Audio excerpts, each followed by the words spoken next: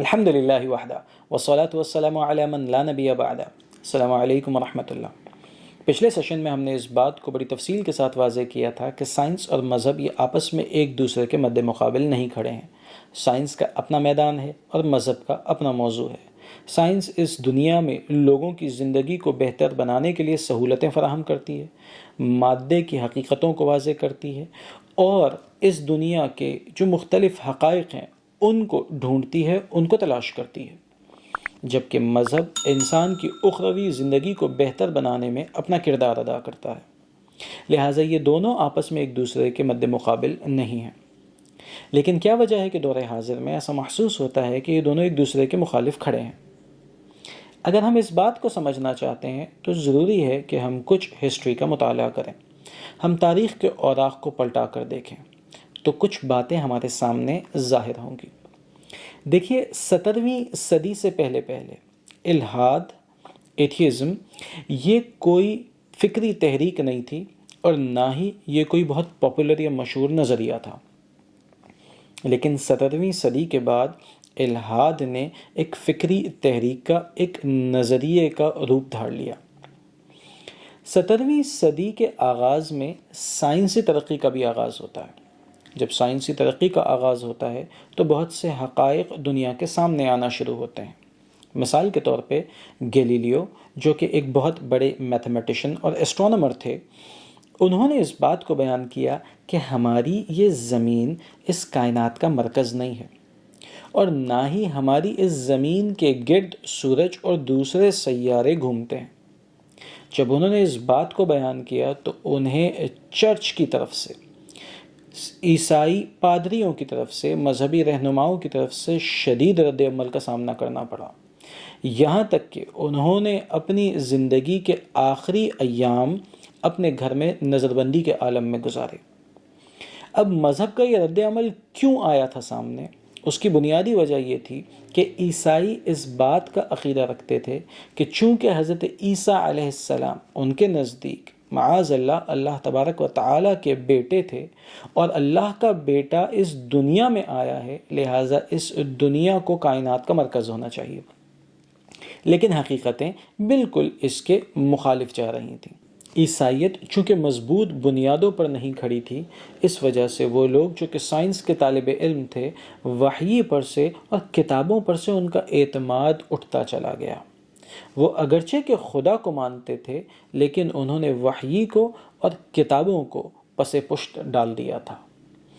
یہاں پر ایک اور بات ذہن نشین رہے کہ اس دور میں چونکہ اہل مذہب کے پاس طاقت تھی، لہٰذا انہوں نے اس طاقت کا استعمال کیا اور چرچ نے جبراً اپنے عقائد کو لوگوں کے اوپر مسلط کرنے کی کوشش شروع کر دی۔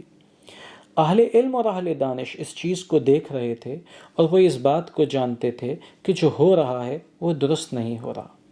ایک میتھمیٹیکل مائنڈ اس بات کو کیسے مان سکتا تھا کہ 1 اور 3 برابر ہیں، خدا 1 بھی ہے، خدا 3 بھی ہے؟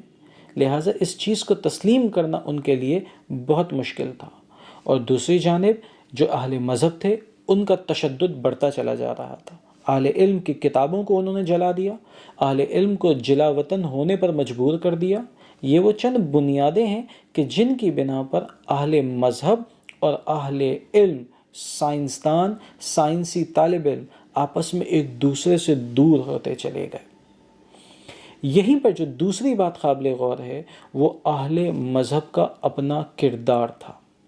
اس وقت یورپ میں جب چرچ کی حکومت تھی، آپ یوں کہہ لیجئے، تو جو اہل مذہب تھے، جو عیسائی پادری تھے، ان کا اخلاقی کردار بہت زیادہ پستی کا شکار تھا۔ اہل مذہب کا جو اصل سرمایہ ہوتا ہے وہ ان کا اخلاق ہوتا ہے، وہ ان کا کردار ہوتا ہے۔ اسے کسی بھی زمانے میں تنزلی کا شکار نہیں ہونا چاہیے۔ قومیں ترقی کریں یا قومیں تنزلی کا شکار ہوں، اہل مذہب کے کردار کے اوپر آنچ نہیں آنی چاہیے، کیونکہ انہوں نے لوگوں کی شخصیت کی تعمیر کرنی ہوتی ہے۔ لیکن یہاں پہ معاملہ یہ ہوا کہ آئے دن چرچ کے سکینڈلز لوگوں کے سامنے آنے لگے، بچوں کے ساتھ زیادتی کے معاملات سامنے آنے لگے۔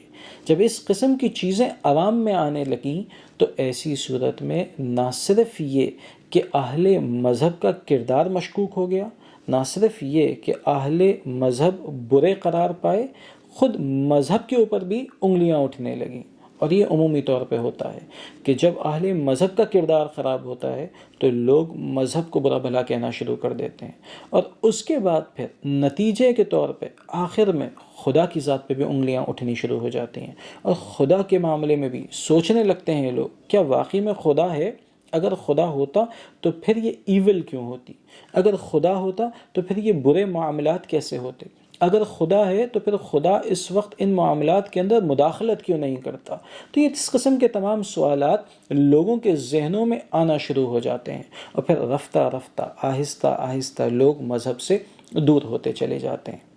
تو یہ چند بنیادی باتیں تھیں کہ جس کی بنا پہ ہم اس بات کو واضح کر سکتے ہیں کہ سائنس اور مذہب اگرچہ کہ ان دونوں کے میدان مختلف ہیں، لیکن اس کے باوجود جب یہ ایک دوسرے کے مقابل آ کے کھڑے ہو گئے تھے یورپ کے اندر، تو اس کی بنیادی وجہ یہ تھی کہ اہل مذہب نے سائنس کی جو حقیقتیں ہیں ان کو قبول نہیں کیا تھا، اور اہل مذہب نے چونکہ ان کا مذہب مضبوط بنیادوں کے اوپر موجود نہیں تھا، ایسی صورت میں وہ دلائل کے ذریعے سائنس کی باتوں کا جواب نہ دے سکے۔